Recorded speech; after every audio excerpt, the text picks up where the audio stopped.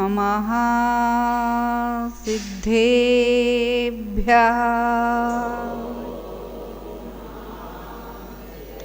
ॐ नमः सिद्धेभ्यः।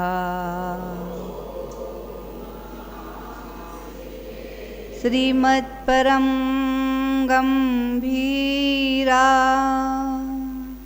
शाद्वादमोगलांशनं जिया त्रैलोक्यनाथाय शासनं जिनशासनं रमो अरिहन्ताणं रमो सिद्धाणं रमो आयर्याणं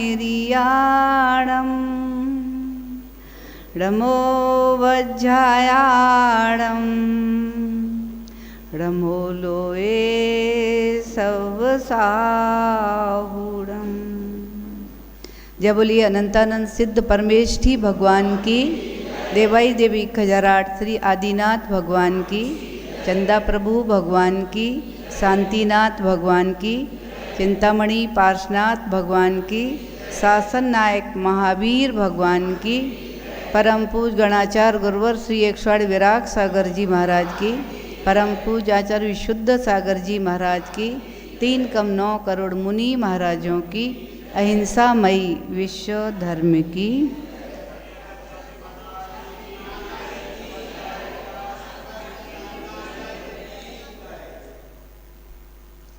वर्तमान शासन नायक वर्धमान स्वामी की शरण निश्रा में, यहाँ के मूल नायक पार्शनाथ स्वामी की शरण निश्रा में हम सभी विराज कर उनकी पावन अमृतमयी वाणी का रसपान कर रहे हैं। जिन वाणी जगत कल्याणी है, जन जन को आनंद और मंगल देने वाली है, कर्म की निर्जरा कराने वाली है, अशुभ कर्म की निर्जरा कराने वाली है, शुभ का आश्रव कराने वाली है। ऐसी माँ जिनवाणी का जो श्रद्धा भक्ति आस्था के साथ में अपनी कर्णांजलि से श्रवण करके और अपने हृदय आंगन में विराजमान करता है, माँ जिनवाणी उसे 3 लोक के शिखर पर विराजमान करती है। ऐसा माँ जिनवाणी का हम सभी पर परम उपकार है। सुनना सीखा, आचरण में उतारना सीखा और फिर मंगलाचरण के माध्यम से हम सभी ने माँ जिनवाणी के बारे में ही नहीं, माँ जिनवाणी ने क्या कहा है, कैसा कहा है, हमको क्या करना है, कैसे करना है, क्या बनना है, ये सारी शिक्षा हम सभी को माँ जिनवाणी ने ही दी हैं। इसके अपन जो यहाँ का इसका मंगलाचरण चल रहा है, मंगलाचरण के माध्यम से पंडित प्रवर दौलत राम जी क्या कहना चाह रहे हैं, इसके बारे में ही कल हमारी चर्चा चल रही थी। इस मंगलाचरण में जो पंडित प्रवर दौलत राम जी ने कहा है, पहले हम सभी मंगलाचरण करेंगे। 3 भुवन में सार वीतराग विज्ञानता, शिव स्वरूप शिवकार, नमः त्रयोग समारिके।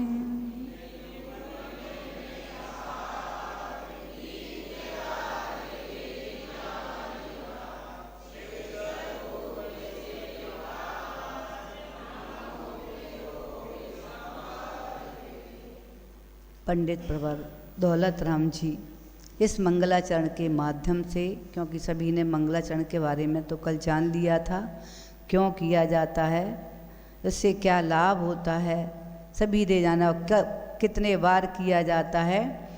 मंगलाचरण के माध्यम से 3 भुवन में सार, कल सभी ने समझा कि तीनों लोकों में भुवन समझ में आ गया, सार समझ में आ गया। अब चर्चा चल रही थी वीतराग विज्ञानता। वीतराग विज्ञान की चर्चा चल रही है, ध्यान रखना, विज्ञान की नहीं। विज्ञान तो सब जानते हैं, छोटे छोटे बालक के हाथ में मोबाइल, विज्ञान जानते हैं कि नहीं जानते। और फिर घर में बहुत सारी सामग्री, उनको देख करके आप लाइट देख रहे हैं, पंखा देख रहे हैं, कूलर है, एसी है, घर में वॉशिंग मशीन है, फ्रीज है, आदि आदि एसी है, सभी हमें जो देखने में आ रहे हैं और जो हम आज जिनके माध्यम से हम सुख का भोग करने का पुरुषार्थ कर रहे हैं, ये सब विज्ञान ही है। लेकिन इस विज्ञान में और वीतराग विज्ञान में जमीन आसमान का अंतर है।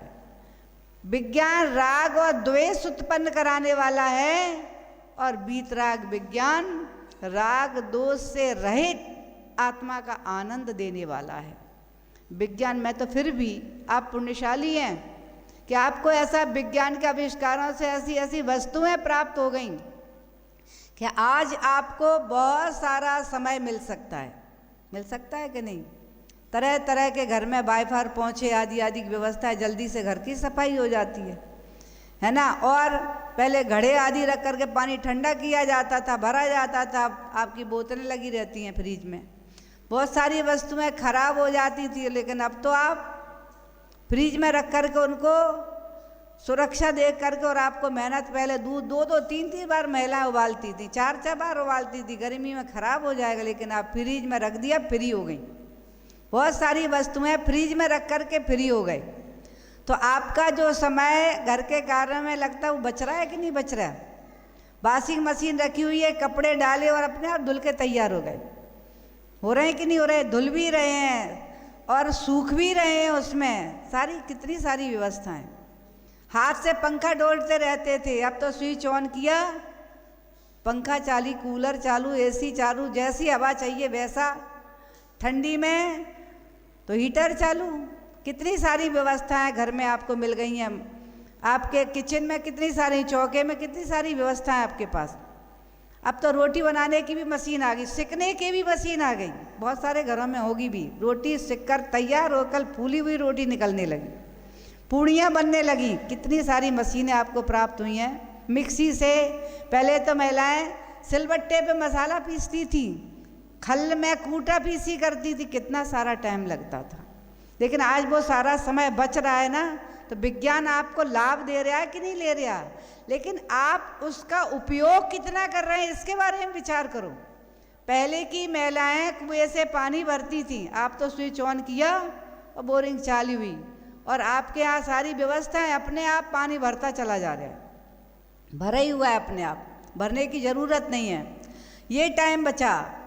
और फिर जो पानी आने की व्यवस्था और भी रहती, वो टाइम बचा आपका, कपड़े धोने की व्यवस्थाओं का टाइम बचा, मसाले कूटने पीसने का टाइम बचा, कितना सारा टाइम। लेकिन उसके बाद में भी अब ये विचार करो, पहले की महिलाएं इतने घर के काम करने के बाद में भी अपने आवश्यक करती थी। नगर में साधु आते थे तो चौके लगाती थी, प्रवचन सुनने भी जाती थी, घर में रोटी कार का चक्की से आटा भी पीसती थी, कुएं से पानी भी भरती थी और सूखे बर्तन भी मांजती थी। अब तो बर्तन मांजने की भी मशीन लगी हुई है, बर्तन डल के धुलते मजते चले जाते हैं, कितनी सारी व्यवस्था। उसके बाद में भी अब विचार करो कि कितनी महिलाएं पूजन करते हैं, कितनी महिलाएं चौका लगा रही हैं, कितनी महिलाएं प्रवचन सुनने आ रही हैं, कितनी महिलाएं तीर्थ वंदना कर रही हैं, कितनी महिलाएं स्वाध्याय और जाप पाठ आदि आदि कर रहे हैं। अब आप इससे विचार करो, विज्ञान ने तुम्हें तो बहुत सारी सुविधाएं दे दी, लेकिन फिर भी उन सुविधाओं में तुम आनंद लेने लगे, क्योंकि स्विच ऑन किया, एसी चालू हुआ और सो गए। अब पता ही नहीं चल रहा, पहले पंखा हाथ से कर रहे, गर्मी लग रही, पसीना लग रहा आ रहा है, तो बार बार आँख खुलती थी कि अब समय हो गया। अब आपको यही पता नहीं चलता घड़ी में कितने बज गए, कितना समय हो गया। रात में सो गए तो सुबह उठ रहे 7-8 बजे तक, और दोपहर में सो गए तो 2-2 3-3 घंटे सो गए। अब विचार करो, विज्ञान ने जो आविष्कार किया है तुम्हारी सुख सुविधाओं के लिए, जिससे तुम धर्म की साधना आवश्यक अपने करो, पुण्य कमाओ, लेकिन उधर एक पाप हो रहा है, क्योंकि सब हाथ से काम बंद, सारा कार्य लाइट से लाइट से लाइट से। अब लाइट से जो कार्य हो रहा है, लाइट बनाने में कितनी हिंसा होती है, उसका आप सदुपयोग करो तब तो ठीक है कि आप एक तरफ हिंसा हो रही है, आप उसका सदुपयोग करें। मुझे मेरा ये कपड़े धोने का समय बना बचा ना, उससे उस समय में मैं स्वाध्याय करूँगा। कपड़े धोने का समय बचा, मैं पूजन करूँगा। और भी घर के कामकाजों में से मिक्सी से जो समय बचा, चक्की से जो समय बचा, वो सारा समय, अब तो गेहूँ भी साफ धुले हुए आने लगे, वही आप यूज करते हो। तो सारी आपकी व्यवस्थाएं आपको जो मिल रही हैं, उससे आपको क्या करना चाहिए? इधर आप अशुभ कर्म का बंद कर रहे हैं और इधर आप शुभ कर के शुभ आश्रम के कार्य भी नहीं कर रहे, फिर क्या होगा? पापानुबंधी पाप होगा। जबकि पापानुबंधी पाप के अनुबंध में भी पुण्य कमा सकते हो आप। जो पाप हो रहा है आरंभ सारंभ आदि में, वो पाप आप इस पुण्य से धो सकते हो। धो सकते हो कि नहीं धो सकते? लेकिन जो विवेकी है वो तो इसका इस्तेमाल कर रहा है, समय का सदुपयोग कर रहा है। लेकिन जो मूर्ख है वो उसी में आनंद मान रहा है। वो तो आनंद किससे मान रहा है? अरे अच्छा हुआ मुझे कपड़े धोने पड़ते तब मैं फ्री हूँ, है ना, इसलिए कपड़े धुल जाते हैं। अब तो पानी अपने आप स्विच ऑन किया, सारे पूरे घर में व्यवस्था पानी की हो गई। पहले महिलाएं कुएं से पानी खींचती थी, छानती थी, भर भर के रखती थी, दूर से भरने जाती थी, जाते थे कि नहीं? इसमें भी एक आध चाहे महिला हो, देखो ये कह रही हैं यहाँ ऐसे ही करते थे। उसमें समय वो बचा कि नहीं बचा? हर कार्य में आपका समय बच रहा है। बच्चे भी आपके पहले बच्चों का पालन पोषण में जो समय लगता था, आज उतना समय लग, सारी आज व्यवस्थाएं हैं बच्चों के लिए भी। टीवी देख कर के बच्चे खेल रहे, मोबाइल खिलौना बना दिए बच्चे को, छोटे बच्चे को पकड़ा दिए, वो उसी से खेल रहा है। ऐसे ऐसे खिलौने चल गए हैं, ऐसी ऐसी व्यवस्था है कि बच्चे अपने आप खेलते रहते हैं, अपने आप सीखते रहते हैं, अपने आप पढ़ते रहते, सब करते रहते। लेकिन फिर भी अब अपने बारे में आपको सोचना है कि मुझे लाभ मिल रहा है कि नहीं मिल रहा। अगर नहीं मिल रहा है तो फिर ध्यान रखना, ये विज्ञान आपको पाप कर्म का बंद कराने वाला है। और भी मैं बहुत सारी बातें कल कह चुकी हूँ। विज्ञान के माध्यम से आज हमारा संसार बारूद के ढेर पर खड़ा हुआ है। कब एक वो करें, बस उनको तो एक जो भी अणु बम आदि बना के तैयार करके अणु बम आदि रखे हैं, उनको तो 1 सेकंड लगना है और उसमें का पूरा विश्व भस्म हो सकता है। कब कैसी घटना है, कहाँ बम विस्फोट होते हैं आप देखते रहोगे।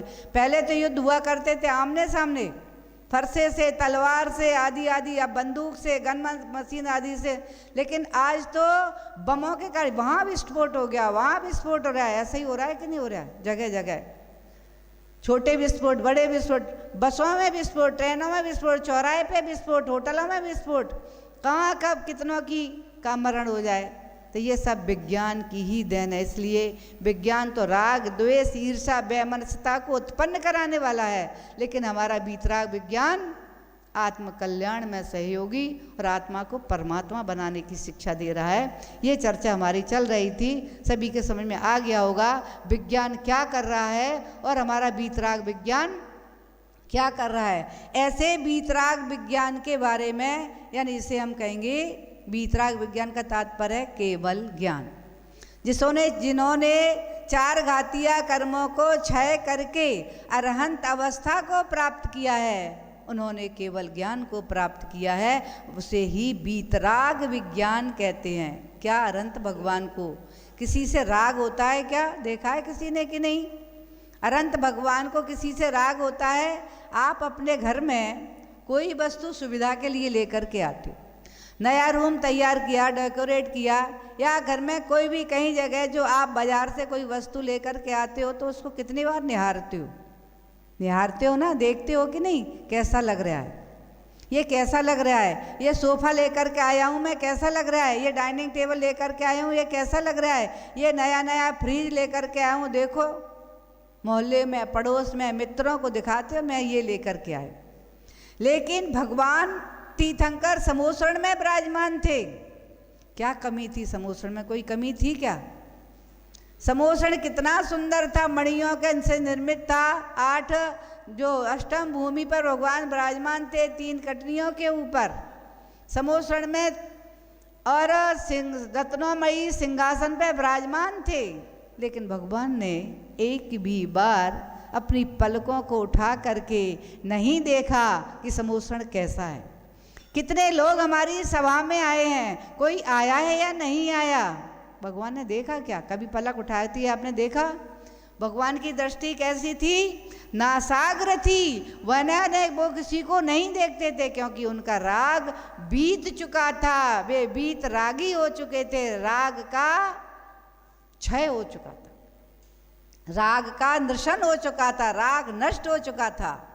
उसके बाद में जो उन्हें ज्ञान की प्राप्ति हुई है, क्योंकि मति स्तुति ज्ञान तक, अवधि ज्ञान तक, मनः पर्याय ज्ञान तक भी राग रहता है। मति स्तुति ज्ञान वाले हम सब बैठे हैं, राग है कि नहीं, द्वेष है कि नहीं, ईर्ष्या है कि नहीं, क्रोध मान माया लोभ आदि है कि नहीं, सब कुछ है। और अवधि ज्ञान होने के बाद में भी राग रहता है, मनः पर्याय ज्ञान हो जाए तब भी राग रहता है, लेकिन केवल ज्ञान के बाद में सारा राग क्षय को प्राप्त हो जाता है, सारी कसाएं क्षय को प्राप्त हो जाती हैं। जब क्षय को प्राप्त होती है ना, 4 घातिया कर्मों का क्षय होता है, तब जाकर के ये वीतराग विज्ञान अथवा केवल ज्ञान की प्राप्ति होती है। ऐसा वीतराग विज्ञान जो है, ये केवल ज्ञान के लिए वीतराग विज्ञान कहा गया है। इसलिए मैंने कहा ये विज्ञान जो आप जिसे इस्तेमाल कर रहे हैं, जिसकी सुख सुविधा में आप अपने जीवन को सुख मान करके व्यतीत कर रहे हो, लेकिन ध्यान रखना ये भी सुख देने वाला नहीं है। ये वीतराग विज्ञान जो आप देख रहे हैं, आज जो स्थितियां बन रही हैं कोविड आदि के माध्यम से, ये सब क्या है? ये कहीं ना कहीं विज्ञान के आविष्कार का ही तो कारण है। इसलिए ये वीतराग विज्ञान हमें कष्ट देने वाला है, दुख देने वाला है, दुश्मनी उत्पन्न कराने वाला है। एक दूसरे में द्वेष बढ़ रहा है, एक दूसरे में वैमनस्यता बढ़ रही है, क्रोध बढ़ रहा है, कसायों को जन्म देने वाला है। लेकिन हमारा वीतराग विज्ञान में ना क्रोध है, ना मान है, ना मायाचारी है, ना लोभ है, ना राग द्वेष है, कुछ भी नहीं है। उनके चरणों में पहुंच जाकर जिसने वीतराग विज्ञान को प्राप्त कर लिया है, उनके सम्मोषण में पहुंच करके सारा जो पहुंचता है ना, उसके कसायों का समन और दमन हो जाता है। होता है कि नहीं? सम्मोषण में विराजमान जो होता है, उसकी सारी कसाएं मानसधाम के दर्शन से ही नृशित हो जाती है, नष्ट हो जाती है। और वहाँ जब पहुँचता है तो उसे आनंद ही आनंद, सुखी सुख, एक दूसरे के प्रति आत्मीयता। वहाँ पर पशु भी बैठते हैं ना, तो सर्प नेवला एक बगल में बैठे हुए, शेर और गाय एक बगल में बैठे हुए हैं। सारे पशु पक्षी जो एक दूसरे के शत्रु थे, न्योला सर्प का शत्रु है कि नहीं? दूसरे दोनों एक दूसरे के शत्रु हैं। शेर गाय का शत्रु है, लेकिन वहाँ सम्मोषण में तो क्योंकि जिनका राग नष्ट हो गया है, जिनके अंदर वीतरागता आ गई, उनके आभा मंडल में पहुँचते ही सारा क्रोध मान माया लोभ आदि आदि कसाएं का वहीं समन दमन हो जाता है। इसलिए उनके आवेश में, उनके आभा मंडल में पहुंचते ही सबकी कसायों का भी निशन हो जाता है, सब आपस में मित्र हो जाते हैं। वहाँ पशु भी बैठे हैं, पक्षी भी बैठे हैं, और मनुष्य भी बैठे हैं, देव भी बैठे हैं। ऐसा नहीं है जहाँ मनुष्य पहुँचे हों उनमें आपस में राग दोष पहले नहीं होगा, था, लेकिन वहाँ पहुँचते हुए उस आभा मंडल में सबका राग द्वेष समाप्त हो जाता। केवल वहाँ तो भगवान की वाणी, भगवान की भक्ति आराधना, और वही जिन वाणी का आनंद प्राप्त होता है। अब सबकी समझ में आ गया होगा ना। अब क्या चाहिए आपको? विज्ञान चाहिए कि वीतराग विज्ञान? वीतराग विज्ञान ही यहाँ कह रहे हैं। अब आगे आचार्य वो दौलत राम जी, ऐसा वीतराग विज्ञान था शिव स्वरूप किसको देने वाला है? शिव स्वरूप को देने वाला है। शिव माने कौन है? सिद्ध भगवान। ऐसे शिव स्वरूप को शिवकार देने वाला है अगर, तो वह वीतराग विज्ञान ही है। जिसने केवल ज्ञान को प्राप्त किया है वो नियम से सिद्धत्व को प्राप्त होता ही है। अभी 4 घातिया कर्म क्षय करके 4 अनंत गुणों को प्राप्त किया। ज्ञानावरणी कर्म का क्षय करके अनंत ज्ञान, दशनावरणी को क्षय किया अनंत दर्शन, और मोहिनी को क्षय करके अनंत सुख अथवा छायक सम्यक दर्शन और अंतराय को क्षय करके अनंत वीर, ये 4 चतुष्टय को प्राप्त किया। ये भी ऐसा नहीं है एक एक है, अनंत अनंत अनंत ज्ञान, अनंत दर्शन, अनंत सुख और अनंत वीर को प्राप्त कर लिया। भगवान का ज्ञान का नापा जा सकता है? कैसा ज्ञान हुआ है? अनंत ज्ञान को उन्होंने प्राप्त किया, उसको नापा तोला नहीं जा सकता। अनंत ज्ञान है, जो अनंत का तात्पर्य होता है जो अब कभी भी समाप्त नहीं होगा, कम भी नहीं होगा। हमारा आपका ज्ञान तो अभी पढ़ लेते हैं, गाथा याद कर लेते हैं, फिर विस्मृत हो जाते हैं, यानी होकर के छूटता है, कम हो जाता है। और क्या कहते हैं, हमने ये विषय पढ़ा तो था, कुछ कुछ याद है, कुछ कुछ कहाँ चला गया, भूल गए। लेकिन भगवान का ज्ञान ऐसा नहीं है, उनको तो जो ज्ञानावर्णी कर्म का अत्यंत क्षय करके जो अनंत ज्ञान को प्राप्त किया है, वो ज्ञान अनंत अनंत अनंत काल तक जैसा का तैसा ही रहेगा। 1 भी % उसमें किसी प्रकार का भेदभाव होने, अंतर होने वाला नहीं। ऐसा ही दर्शन उनके लिए जो अनंत दर्शन प्राप्त हुआ है, वह दर्शन भी अनंत अनंत काल जैसा है वैसा ही रहेगा।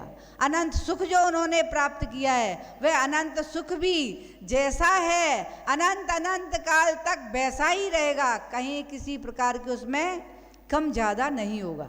ऐसा नहीं है, क्योंकि अनंत का तात्पर्य यही है, जिसमें से कितनी भी सामग्री खर्च करते जाओ करते जाओ करते जाओ, फिर भी कभी उसमें कमी नहीं आती। समाप्त होने की तो बात अलग है। आप अपनी सामग्री में से आप तिजोरी भर के, कमरे को भर कर के नोटों की गड्डियाँ रख लो, लेकिन जब उसमें से खर्च करोगे तो कम होगा कि नहीं होगा? होगा कम।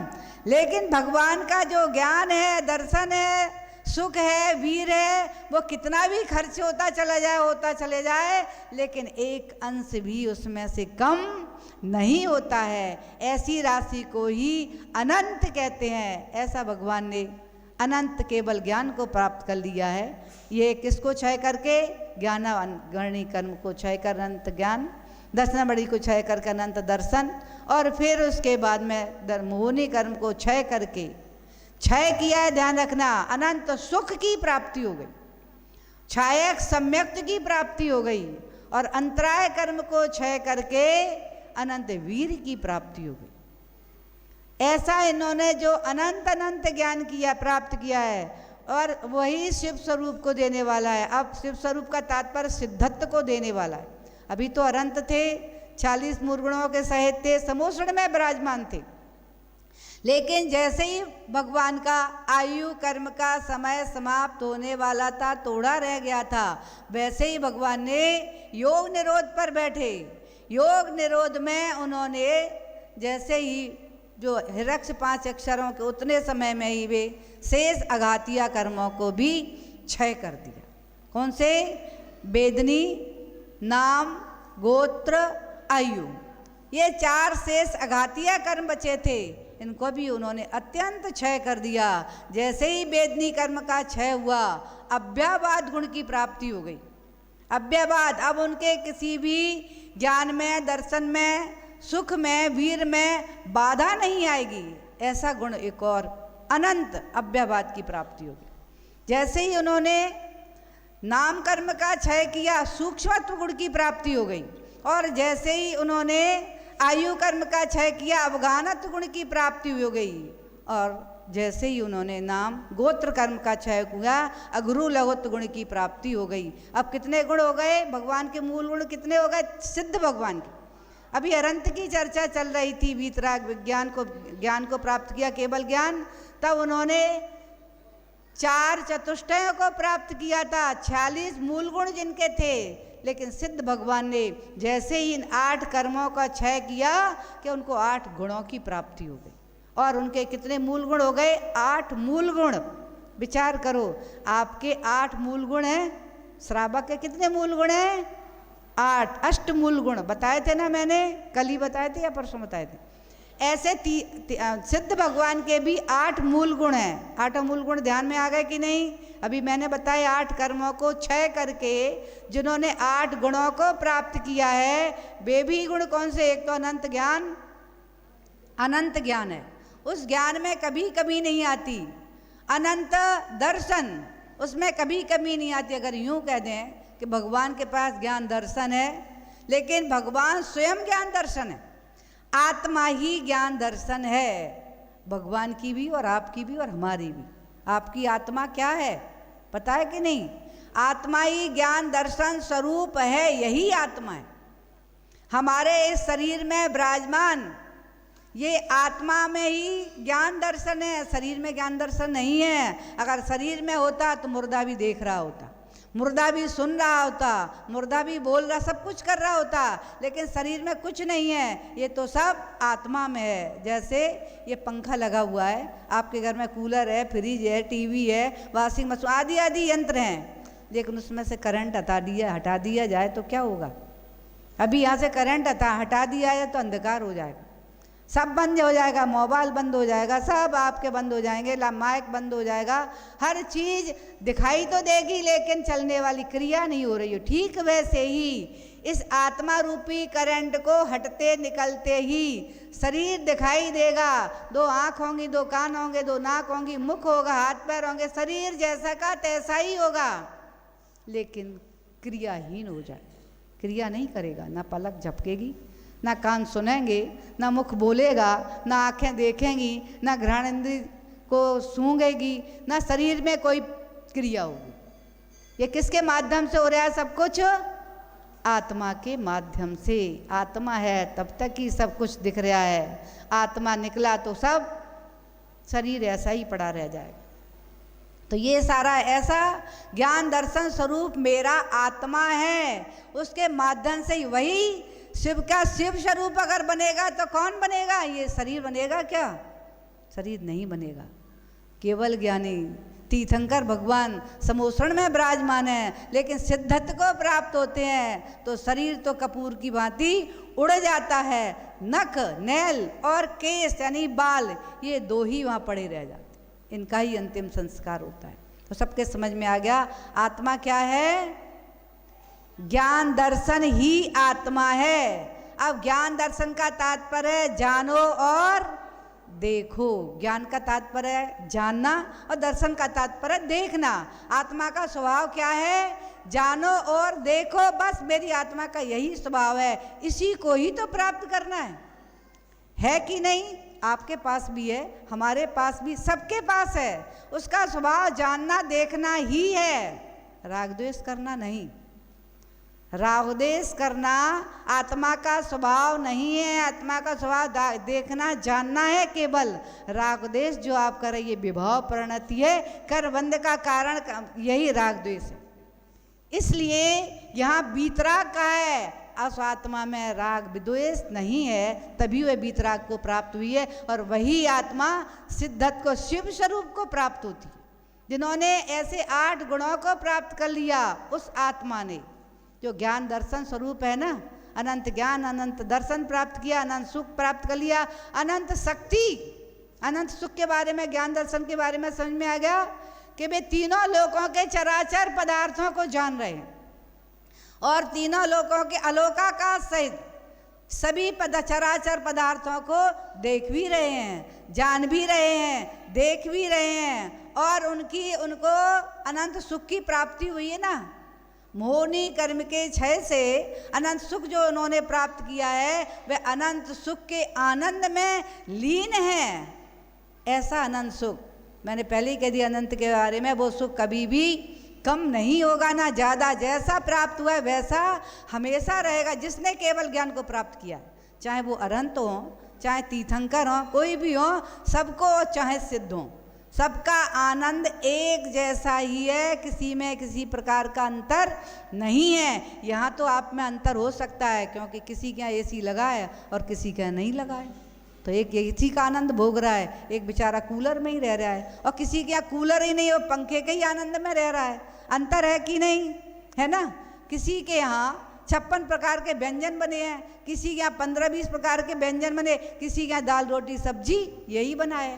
तो भोग में अंतर है कि नहीं? हर प्रकार के स्पर्शन इंद्रिय के भोग में भी अंतर है, रसना के भोग में भी अंतर है, घ्राण के भोग में भी अंतर है, चक्षु के भोग में भी अंतर है और कर्ण के भोगों में भी अंतर है। लेकिन वहाँ पर तो सिद्धों में अनंत सिद्ध विराजमान है, चाहे छोटे शरीर वाले सिद्ध हों और चाहे बड़े शरीर वाले, चाहे तीर्थंकर सिद्ध बने हों और चाहे कोई केवली सिद्ध बना हो, चाहे राजा चक्रवर्ती सिद्ध बना हो और चाहे कोई गरीब व्यक्ति ने दीक्षा ले करके और अरहंत पद को प्राप्त करके मुक्ति को प्राप्त किया, लेकिन वहाँ तो सब एक बराबर है।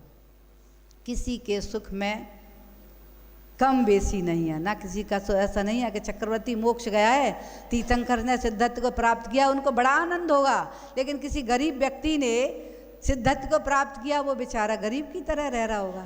ऐसा नहीं है, ध्यान रखना। वहाँ तो सबका सुख, चाहे किंकर हो और चाहे शंकर हो, चाहे राजा हो, चाहे रंक हो, कोई भी हो, वहाँ सबका सुख, सबका दर्शन, सबका ज्ञान, सबका एक साथ एक बराबर है, कभी कम बेसी होने वाला नहीं, और सब एक साथ रह रहे हैं, ये भी व्यवस्था है वहाँ। यहाँ तो राजा का भवन निराला है ना, मंत्री का भवन अनोखा ही है, तो राष्ट्रपति का भवन और अनोखा है, मुख्यमंत्री का भवन अनोखा ही है, और विधायक आदि के भी भवन अनोखे हैं। किसी सेठ का भवन और किसी गरीब का भवन और साधारण का भवन, अंतर है कि नहीं? अंतर, सबके भवनों में अंतर है, भवनों में जो व्यवस्था है उनमें अंतर है, लेकिन ध्यान रखना वहाँ भवन जो है, कौन सा भवन? सिद्धलोक का भवन, वहाँ सबके लिए एक समान है, चाहे रंक गया हो, चाहे राजा गया हो, सब वहाँ एक समान आनंद, एक समान के में ही रह रहे हैं। और एक और व्यवस्था है वहाँ पर, सब अशरीरी, क्योंकि शरीर यहीं छूट गया तो सब अशरीरी, और उनका रहने का स्थान ऐसा नहीं तुम हमारे शरीर में नहीं आओ, यहाँ तो अगर तुम्हारी इच्छा है तो तुम हमारे पास में बैठो, खिसका भैया खिसको, थोड़ा जगह दो मुझे।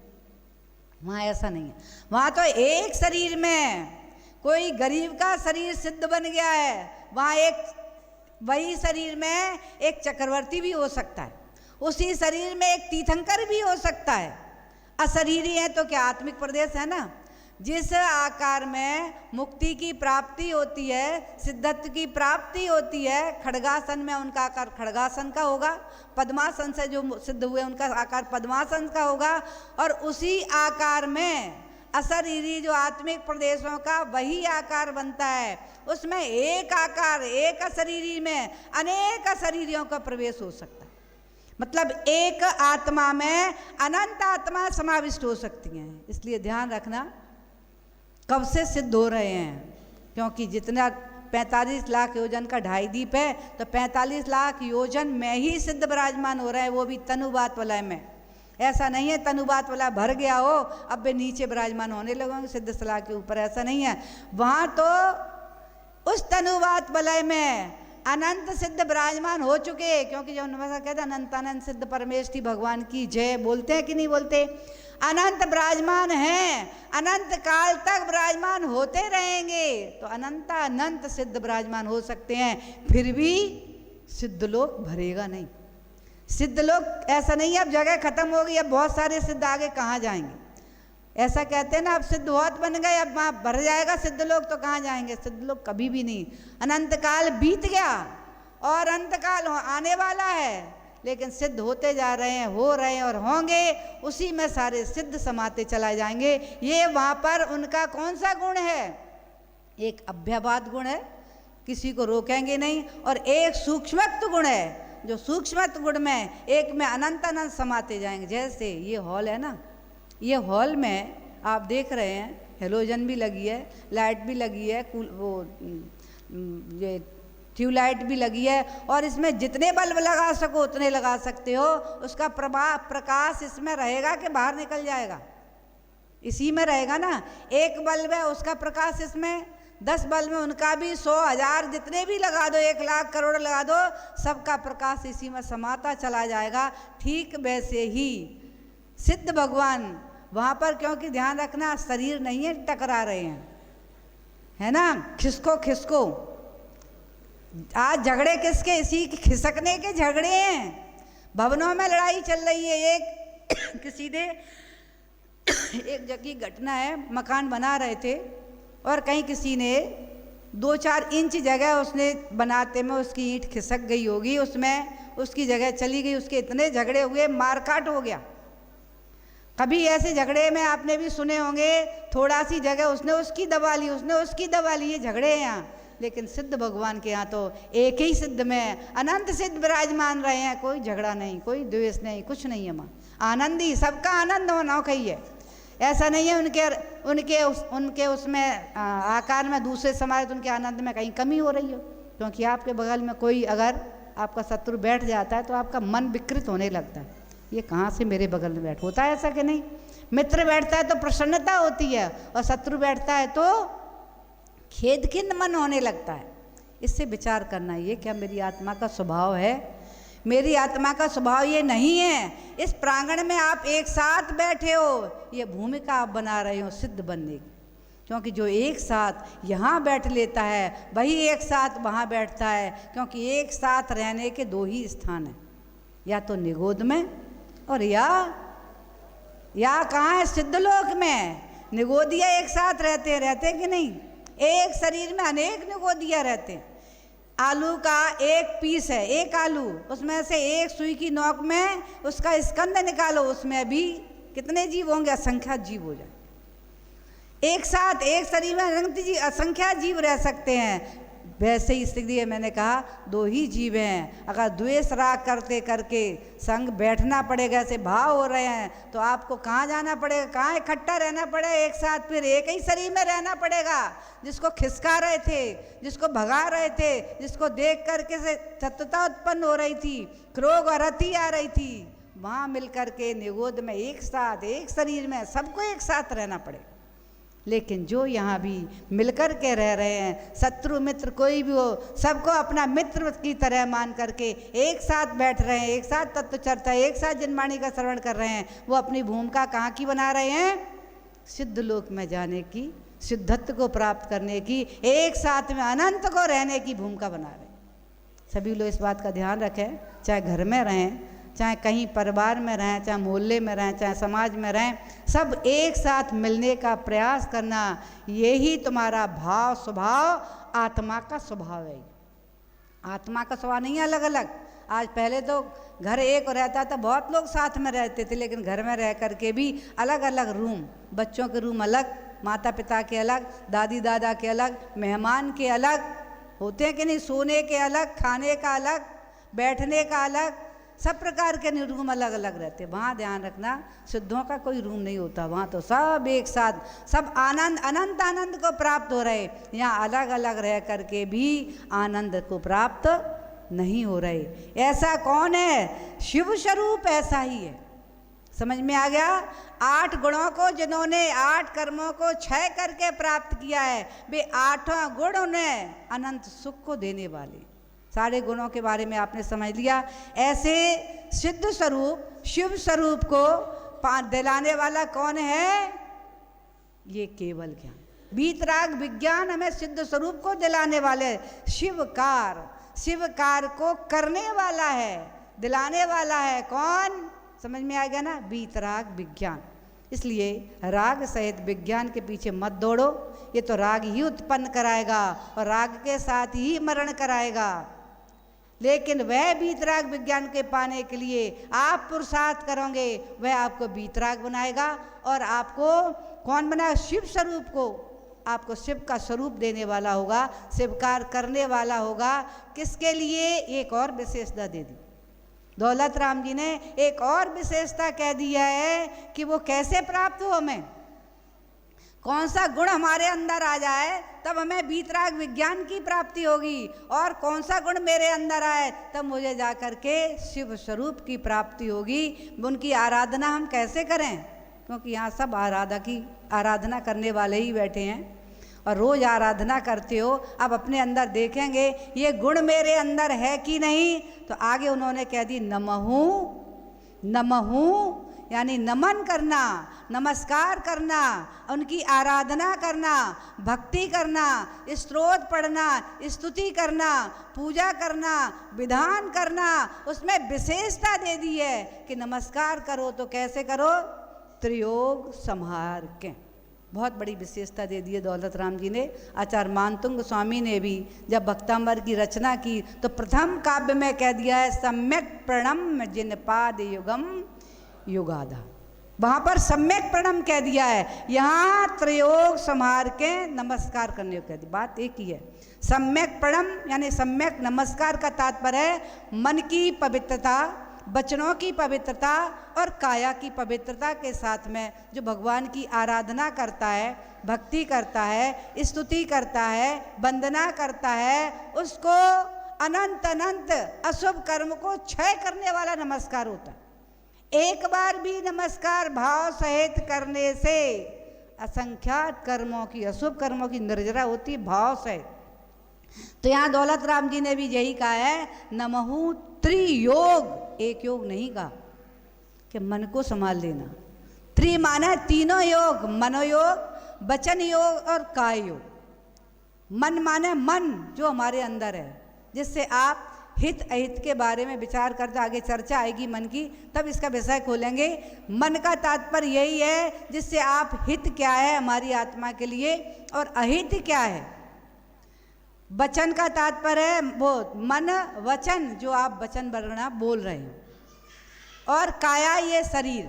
तो ऐसे मन को, वचन को और काय को, तीनों योगों को व्यवस्थित करके संभाल करके तब नमस्कार किया जाता है। वही नमस्कार हमारे लिए क्या कराने वाला है, शिव स्वरूप और शिवकार को देने वाला। सबसे पहले यहाँ क्या है, त्रियोग। मन वचन काय को त्रियोग कहते हैं। आचार्य उमा स्वामी ने कहा काय वांगमना कर्मयोगा। कर्मयोग के आश्रय के कारण काय वांगमना, काया वचन और मन, उन्होंने ये कर्म क्रम कह दिया है क्योंकि मन का कंट्रोल होना बहुत कठिन है। कठिन है कि नहीं? आप अभी यहाँ बैठे हो, किसी का मन अपने किचन में पहुँच रहा होगा, चौके में पहुँच रहा होगा, किसी का मन बच्चों के पास पहुँच रहा होगा, किसी का मन घर का कोई कार्य अधूरा छोड़ के आएंगे वहाँ पहुँच रहा होगा, किसी का मन अपने व्यापार में पहुँच रहा होगा कि मुझे आज ऐसा व्यापार करना है, ऐसा करना है, ये करना है, ये वहाँ पहुँचा। किसी का मन सब्जी मंडी में घूम रहा होगा, क्या आज मुझे क्या खरीदना है, क्या बनवाना है, क्या खाना है, क्योंकि रसना इंद्री और स्पर्श इंद्री की सबसे ज़्यादा व्यवस्था है सब घरों में, यही तो व्यवस्था है। तो उसमें घूम रहा होगा। मन बड़ा चंचल है, इसके मन को मरकट कह दिया। मरकट यानी बंदर।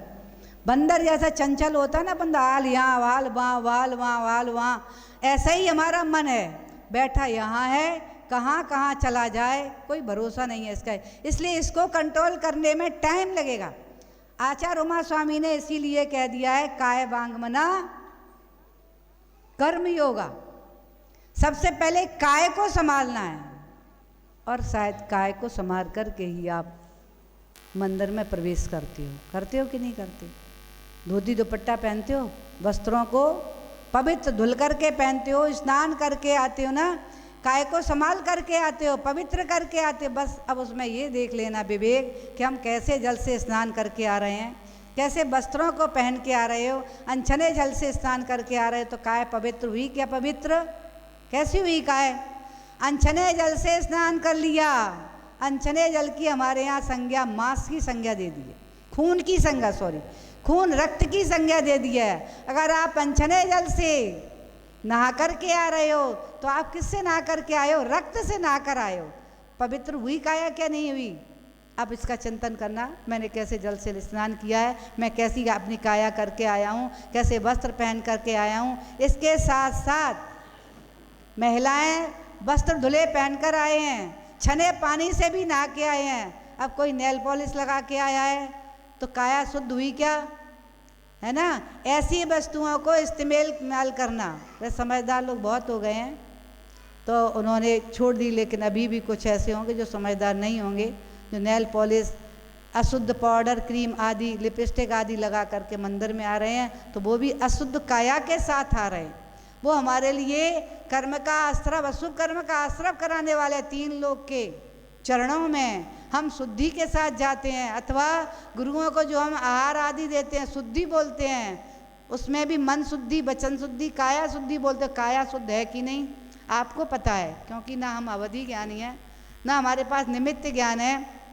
मति श्रुति छोटा सा ज्ञान है, इसके माध्यम से नहीं जान सकता कोई कि तुम कैसे बस, लेकिन तुमको पता है कि हमारी काया शुद्ध है कि अशुद्ध है। इसके बाद में भी तुम शुद्धि बोल रहे हो तो उसका पाप तुम्हें ही लगेगा।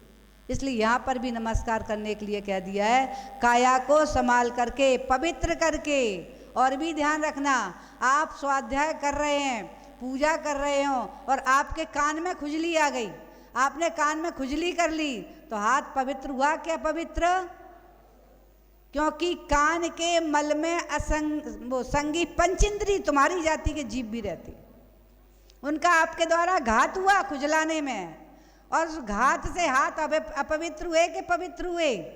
आँख को खुजला लिया, उसमें भी जीव हैं, उससे भी हाथ पवित्र हो गए। शरीर को खुजला रहे हो, उससे भी हिंसा हो रही है, उससे भी हाथ पवित्र हो रहे हैं, उससे भी आप पूजा की द्रव्य चढ़ाते जा रहे हो। आप जनवाणी को स्पर्श कर रहे हो और पढ़ रहे हैं आप, लेकिन अशुद्धि काया की है कि नहीं? इसलिए सब प्रकार की यहाँ कह रहे हैं त्रियोग संभालने का तात्पर्य काया की पवित्रता।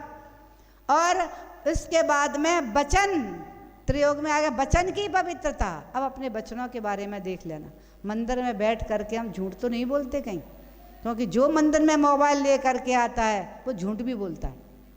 क्योंकि सबसे ज़्यादा अगर कोई झूठ बुलाने वाला साधन है तो आज कौन सा साधन है? मोबाइल है।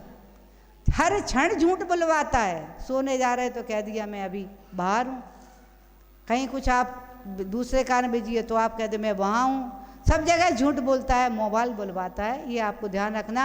आप भले ही आनंद लेते रहो झूठ बोलने का, लेकिन कर्म तो विश्वोपचय के रूप में आपके इर्द गिर्द तैयार खड़ा है। जैसे ही आपने झूठ बोला, कर्म का बंद आपके आत्म प्रदेशों के साथ में दूध और पानी की तरह हो गया। इसलिए अशुभ बंद अब ऐसा बंद कर रहे हैं, और भगवान की भक्ति भी करने चले गए मंदिर में। और वहाँ जाकर के भी इतना ही नहीं, वहाँ भी राग द्वेष की चर्चाएं, कभी मंदिर में जोर जोर से चर्चा होने, कभी आपस में द्वेष की चर्चा होने लगती है, कभी राग की चर्चा, कहीं एक दूसरे की निंदा की चर्चा होती है कि नहीं होती? होती है। तो उस समय क्या पवित्र हो रहा है आपका वचन? पवित्र है क्या? वचन बरगड़ाएं पवित्र है, क्योंकि यह वचन की शुद्धि का है। शुद्ध बोलना, शुद्ध वाचन करना और मुख की भी शुद्धि रखना, सारी चीज़ें कह दिया है। वचन की शुद्धि भी रखना और मुख की भी शुद्धि होना चाहिए। सारी शुद्धियों के साथ में वचन शुद्ध, वचन बरगड़ाओं के बारे में विचार करना। जो बाचाल कुछ लोग होते हैं ना, बोलते ही रहते हैं, नहीं जरूर है तो भी बोलते रहते हैं। 2 वाक्यों में बात पूरी हो सकती है, 10-15 वाक्य बोलते हैं और समय लगाते हैं। इसका भी ध्यान रखना, क्योंकि आपको पता नहीं है, जैन कुल में जन तो ले लिए जन्म, और बनिया भी बन गए। ध्यान रखना, जैन अलग है, बनिया अलग है। बनिया का तात्पर्य जो व्यापार करता है वो बनिया, दुकान आदि करता है वो बनिया। बनिया हर कार्य बनने के लिए करता है, लेकिन वचन बरगड़ा के साथ में सोच लेना कि हर काम नाप तोल करके करता है। देता नाप तोल के, लेता नाप तोल करके। शाम के समय जब अपने नोटों को गिनता तब उन्हें भी नापता तोलता है, कितनी मुनाफा हुई, कितना घाटा हुआ, कितना क्या हुआ, कितना देना हुआ, कितना लेना हुआ, कितना रह गया, सारा हिसाब करते हो। लेकिन वाणी के बारे में कभी हिसाब किया कि नहीं किया? ध्यान रखना, वाणी भी आपको सीमित मिली है। उस वाणी को आपने अनर्गल बोल करके खर्च कर दिया, बकवास करके खर्च कर लिया, फिजूल में बोल करके खर्च कर दिया। कम बोलना चाहिए, ज़्यादा बोल बोल करके बड़ा वाणी को खर्च कर दिया। जब अंत आया समय, वचन बरगड़ाएं समाप्त हो गई आपकी, क्योंकि सीमित मिली थी, आयु शेष है।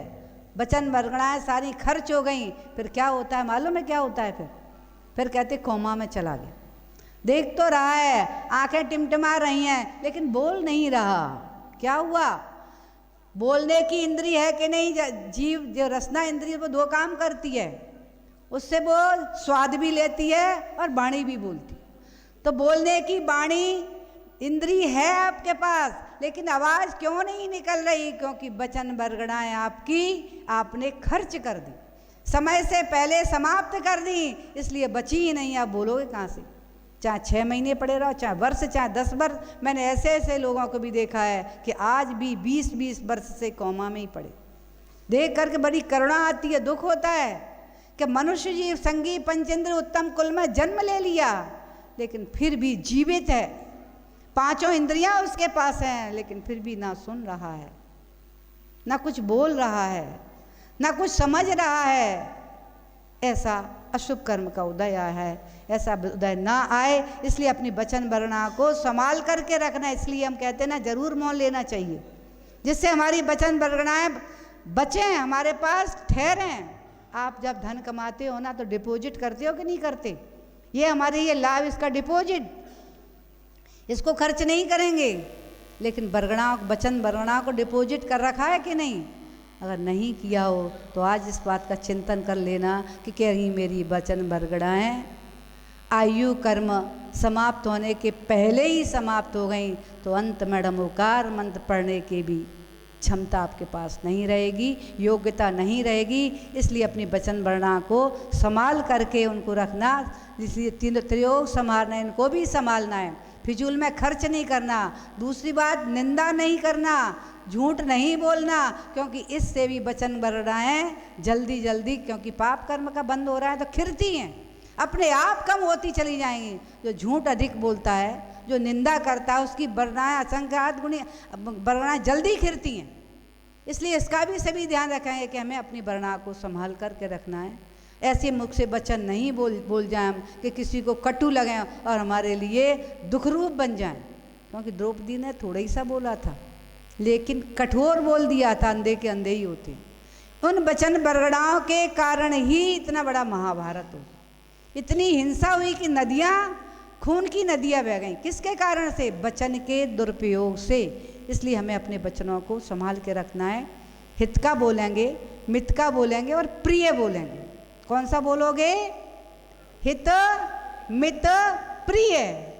इसका ऐसा बोलने से आपकी वचन बरगड़ाएं घटेंगी नहीं, क्योंकि पुण्य का आश्रय होगा, वचन बरगड़ाएं भी बढ़ेंगी। इसलिए हमने कहा ना अभी, बनिया हर कार लाभ का करता है, तो यहाँ सब बनिया है ना, तो हर कार लाभ, ये भी कार लाभ का करेंगे कि हम अपनी वचन बरगड़ा को डिपॉजिट करके रखेंगे, जो अंत समय में भी डमोकार जपते जपते प्राणों का विसर्जन होगा, आत्मा शरीर को छोड़ करके अपनी सुगति को प्राप्त करेगी। जो नमोकार को जपते जपते मरण करता है, उसका जन्म भी नमोकार में होता है। इसलिए वचन वरना के बारे में सभी ने समझ लिया, इसको कैसे सुरक्षित करना है। अब रह गया है मन। वचन कंट्रोल में समझ में आया कैसे करना है। और अगर फिर भी नहीं हो रहा, क्रोध तेजी से आ रहा है, तो द्वेष आ रहा है, उस समय एक और हमारे पास हथियार है, उसको इस्तेमाल कर लेना, मौन ले लेना। सबसे बड़ा वचन वरनाओं को संभालने का हथियार अगर कोई है तो वह है मौन। मौन ले लिया अपने काय स्तर करके, फिर काम खत्म। फिर क्या होगा? फिर कुछ होगा ही नहीं, बोलेंगे ही नहीं तो झगड़ा नहीं होगा, लड़ाई नहीं बढ़ेगी, और भी द्वेष की चर्चाएं नहीं होंगी, झूठ नहीं बोलना पड़ेगा, कुछ भी नहीं करना पड़े, निंदा ना करना पड़ेगी। कोई कुछ पूछेगा और ऐसा पूछ रहा है जिसमें झूठ बोलना पड़े, तो मौन, कुछ नहीं कहो, साइलेंट हो जाओ। तो इससे आपकी वचन वर्गणाएं सुरक्षित होंगी और पुण्य से वचन वर्गणाएं बढ़ेंगी भी। इस प्रकार में तीसरे नंबर पे आया है हमारा त्रियोग माने मन। अब मन के बारे में, क्योंकि मन भी हमारे पास दो हैं, एक द्रव्य मन और एक भाव मन। इस मन को भी संभालना है, कंट्रोल करना है। सबसे पहले मन को कंट्रोल करने के लिए विचार ये करना, मन को हम किसी ना किसी, क्योंकि मन भी काम मांगता है। अगर आप स्वाध्याय कर, सबसे अधिक मन कंट्रोल होता है स्वाध्याय करने में, क्योंकि यहाँ आपका मन भी लगा है। अभी आप जिनवाणी सुन रहे हैं, आपका मन कहाँ है? कान भी सुन रहे हैं, आंखें भी देख रहे हैं और मन भी वहीं लगाया है। लगाया कि नहीं? तो आपके लिए मन भी कंट्रोल में है, वचन भी कंट्रोल में और काया भी कंट्रोल में। ऐसे ही मन को अपना कंट्रोल करके पहले मित्र बना करके कि अभी मैं पूजन कर रहा हूँ, अभी मैं स्तुति पढ़ रहा हूँ, अभी मैं स्वाध्याय कर रहा हूँ, मन तो मेरे पास ही बैठ, अभी बाहर नहीं जाना। अभी इधर उधर नहीं जाना कहीं भी, बार बार उस जैसे मित्र को संभालते हैं ना, मित्र को दोस्त बना करके अपने साथ रखना चाहते हैं, उसे दुश्मनी नहीं लेना चाहते, वैसे ही मन को संभालते संभालते हर पल संभालेंगे तो धीरे धीरे मन आपके कंट्रोल में होना शुरू हो जाएगा। और उसको कुछ न कुछ काम दो। तो कौन सा काम दो? स्वाध्याय का काम दे दो, जिनवाणी श्रवण का काम दे दो, पठन का काम दे दो, पढ़ने का काम दे दो। अन्य बहुत सारे ऐसे काम हैं जो पुण्य कराने वाले, बढ़ाने वाले हैं। ऐसे काम, मन को हित की बात सोचने का काम दे दो, अच्छा सोचने का काम दे दो। दूसरे की निंदा सुनने में मन को मत भेजो, प्रशंसा सुनने का काम दे दो। अपनी निंदा सुनने का काम दे दो, लेकिन दूसरे की प्रशंसा सुनने का काम दे दो मन को। तुझे अपनी प्रशंसा नहीं सुनना मन, तुझे दूसरे की प्रशंसा सुनना है। तुझे दूसरे की निंदा नहीं सुनना, अपनी निंदा सुनना है। ये काम मन को सौंपो, तो वह मन भी आपका अवश्य मित्र बन करके कंट्रोल में रहेगा। जब तीनों योग आपके कंट्रोल में हो जाएंगे, ऐसे भाव सहित जब भगवान को नमस्कार करेंगे, तो उस नमस्कार करने में असंख्यात गुणी अशुभ कर्म की निर्जरा होती। समझ में आ गई ना? लेकिन अब काया के साथ में, वचन के साथ में, मन के साथ में सारे योगों को संभाल करके काया का समझ में आ गया। नमस्कार करेंगे दोनों हाथ को मुकलित करके, ऐसे नहीं कोई ऐसे करके खड़ा हो जाता है, कोई ऐसे करके खड़ा हो जाता है, कोई ऐसे ही करके खड़ा हो गया। अब हाथों को देखना है मुकलित, हाथ कमल की तरह, जैसे कमल है खिल गया और इसके बाद ऐसा हो गया भगवान के सामने। ऐसे ही जो हमारी उंगलियां हैं ना, ये एंटीना है। पहले एंटीना चलता था जब हम तो घर में, तब एंटीना नहीं देखते थे, लेकिन अब बहुत सारी छतरी वतरी की व्यवस्थाएं हो गई हैं। एंटीना अगर डगमग हुआ, थोड़ा सा दिशा चेंज हुई तो सारे चित्र गड़बड़ा जाते थे, होता था ऐसा। लेकिन एंटीना व्यवस्थित है तो चित्र व्यवस्थित आते थे। ठीक वैसे ही ये हमारा एंटीना भगवान के सामने मस्तिष्क को झुकाते हुए नमस्कार करेगा, तो वहाँ से जो भगवान की बरगणाएं पवित्र हैं, वो हमारी जो एंटीना उंगलियां हैं वे ग्रहण करके और मस्तिष्क को पहुँचाएंगी। इसलिए ऐसी पवित्रता के साथ में जब तीनों योगों को संभाल कर नमः त्रयोग संभाल के ऐसा नमस्कार करते हैं, वह नमस्कार, वह भक्ति, वह आराधना हमारे अशुभ कर्म की निर्जरा कराने वाली है, शुभ का आश्रव और बंद कराने वाली है। ऐसा नमस्कार यहाँ पर दौलत राम जी ने हम सभी को बताया है कि हम सभी को ऐसे भगवान की आराधना, भक्ति और नमस्कार तीनों योगों को संभाल कर करना चाहिए। ऐसी भावना के साथ जय बोलिए महावीर भगवान की।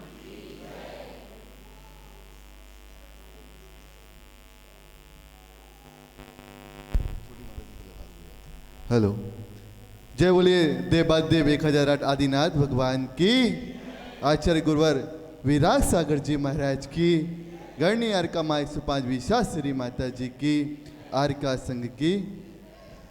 और अब हम चलते हैं आचार्य गुरुवर विराग सागर जी महाराज, आचार्य गुरुवर विशुद्ध सागर जी महाराज और गणनी आरका माँ 105 विशास्त्री माता जी के पावन चरणों में। और सभी लोग एक साथ अर्घ समर्पित करेंगे, खड़े हो जाएंगे सभी लोग और निवेदन करेंगे।